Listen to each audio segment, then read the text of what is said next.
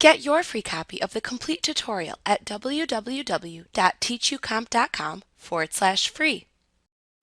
Photoshop Elements let you share your media online using various online resources. To share photos from the organizer, select a media item in the organizer window. Then click the Share drop-down button in the Shortcuts bar.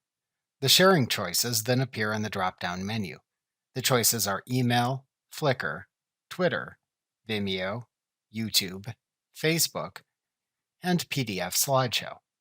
This lesson shows you how to share photos to social media sites.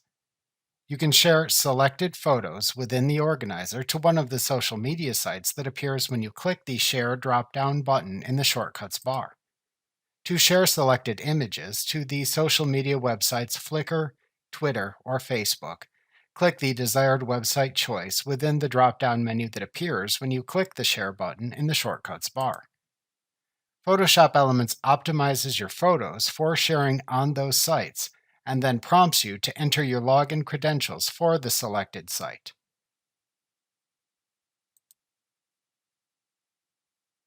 After entering your login credentials, follow the on-screen instructions to upload and share your media on the selected website.